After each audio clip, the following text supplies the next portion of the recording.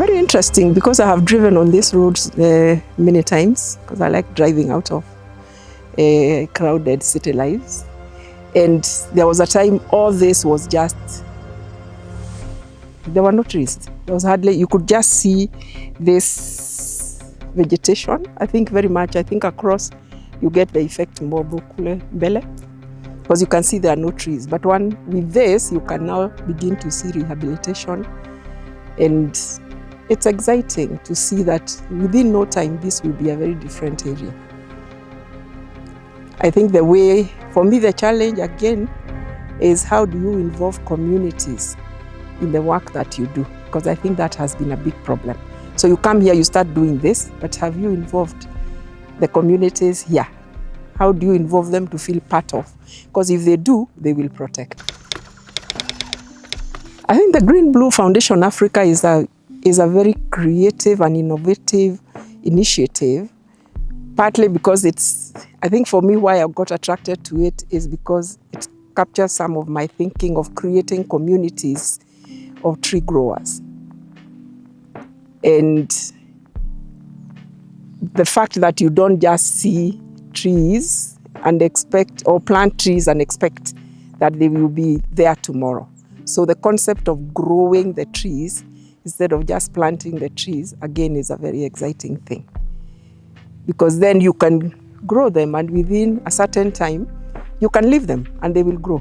I think the initial, maybe 3 years, is what is most important for the trees. After that, they start changing the climate, they themselves start growing. So I think it's a very good innovative idea. Now when we bring all the stones to some soil like this one, which is reasonably good, how do we improve the area? So we decided to have a simple way. Under this, we have put a lot of gunias of soil. But you must use gunny bags, because they decompose. So what you have seen is an area where we put a lot of them. Between this and the other one is a lot of gunny bags. And when the water comes with the soil, flood-carrying soil, it is checked and it deposits the soil there. So it fills until now you can see the trees, other growth of plants in the gully. And a tree like this I'm holding, imagine it was planted. And look at the size. There's a testimony that we can change a place. And if you look at here and compare with the other places in the neighborhood, you see the big difference. Still some work to do. I think we still areas to work on, like involvement of the communities. But the idea of growing communities to plant trees is very beautiful. I think each child should be made wherever there is space. And I have done that with a lot of children, to grow a tree and own it. And some have come back even to, because I started doing it in my own compound of young people I knew and who grew up in my house, and they just did. And the place is now forested, and some of them can come back and say, I am actually the one who planted this tree. I think what we are going through, the weather is telling us enough, so that makes it easier. Because human beings don't want to die, so they will fight back to live. So they will hopefully plant more trees, grow more trees, and encourage a lot more people to do the same. It's possible to change this country of ours through initiatives like this. Hi everyone, my name is Isaac Mwangi. Originally we are from Muranga. That is where I come from. Muranga, a place called Kamacharia. That's where both my mom and dad come from. Yes. I just imagine Muranga the way it is, the hills and the valleys. I remember just playing with the mud that is, where we would just use containers and just roll from the hills. That was some of the games that we would do. Would climb trees as well. I remember jumping from one tree to another as a way of just entertaining the boys and stuff like that. So it was such a wonderful time growing around the environment and enjoying the nature around my homestead. Great. Well, my father was a very avid believer that we actually the people that should change the environment. So what we did is we had a fence. He ensured that the fence was actually planted trees. So the fence really was not the barbed wires that we could have in other homestead. Ours was actually an array of trees that were really demarcating where our land was, from the top of the hill down to the river. Just remember planting trees, and we would water them through various methods like the bottle, the sparing method, where you'd use water in bottles and then just put in every tree. I remember also when the trees would grow, we'd also use that as part of fuel in the house and stuff like that. So the trees really not just served as demarcation, but also it served as fuel, when we would make our meals through this as well. And the trees also they would also give us food. These trees would give us fruits as well. And I remember just eating fruits from these trees, and it was such a lovely time, just ensuring that we took care of the trees so that they can also take care of us from the very small age as I can remember. I have learned that the environment and humans and the environment actually are one thing, that we are so interconnected, that if we don't take care of the environment, again, it's also going to fail to take care of us. So what I've learned is to really understand that, and of course also appreciate the very thing that appreciates us, and that's actually the environment.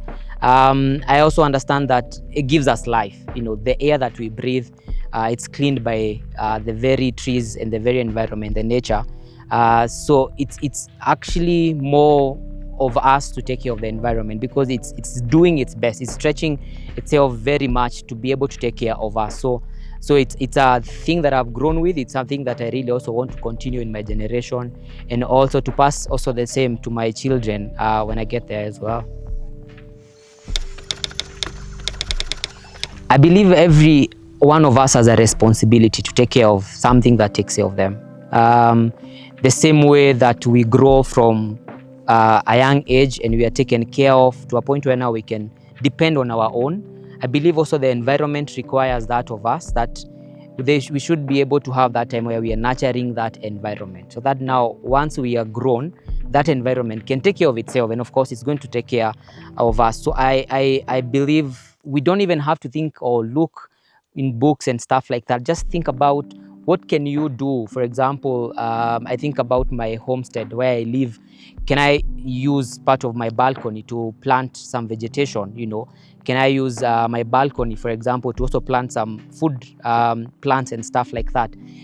So really, it's just looking outside and learning from nature, that it just takes its course.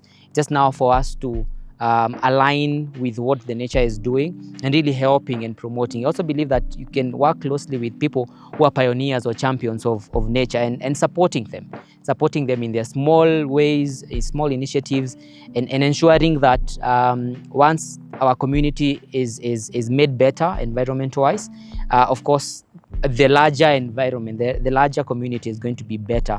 More like if you want to clean the whole world, you don't have to make a big broom and clean the whole world. It's more of cleaning your area, and then your neighbor is going to see what you're doing, and they're going to clean their area, and then the other person is going to see your work, and that ripple effect will ensure that the whole world is clean. So the same way, when you take care and when you are very intentional in small ways of taking care of the environment, people are going to see, and they're going to also multiply this to the other areas, and the whole world will be a better place environment wise.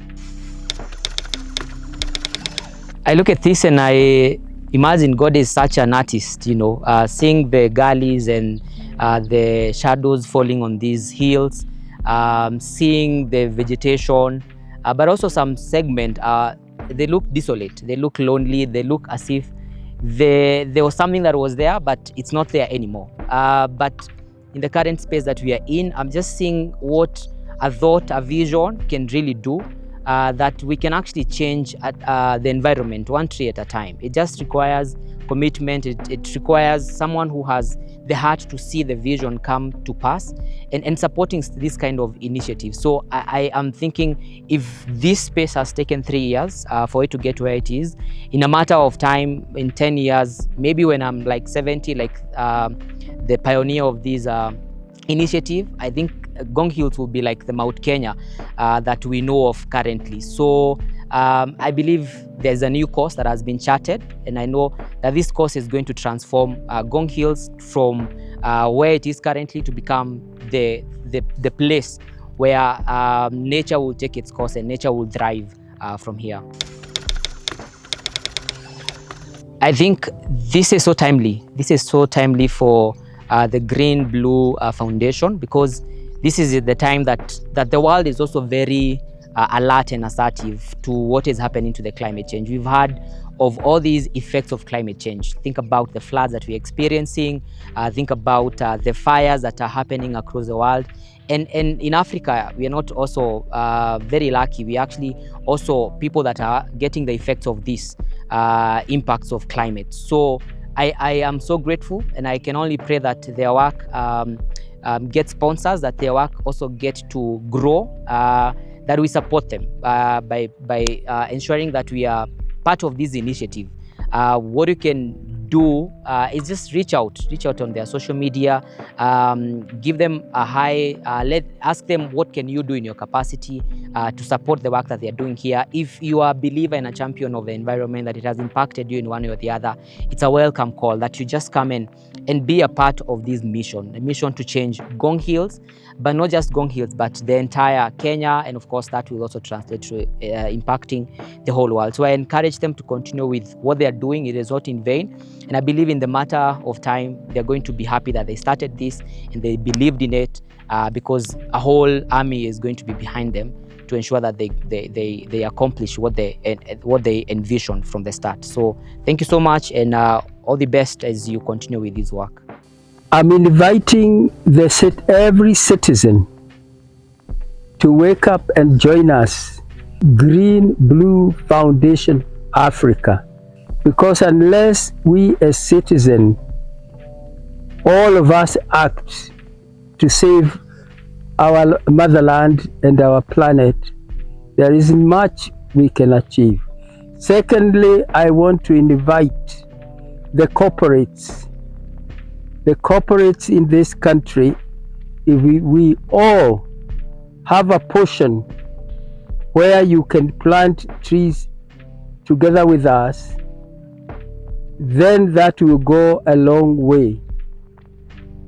I'm also inviting those who are in the NGOs world, that even without the money flowing from the donors, your networks, we can join up together and make a difference. And I'm also inviting all the churches to remember that we were given a mandate, that we as stewards of the world we were given, which God looked at and said it was good, but now we have destroyed. Probably Jesus is weeping like he wept when he looked at the future destruction of Jerusalem. So together with even other members of our other religious groups, sects, we are inviting you to make it your practice and to make it your theology to do something about this environment. Together we can make a change, a little step, a square meter at a time, and we can make a change. Stretch your hands, we join together. Let's start now.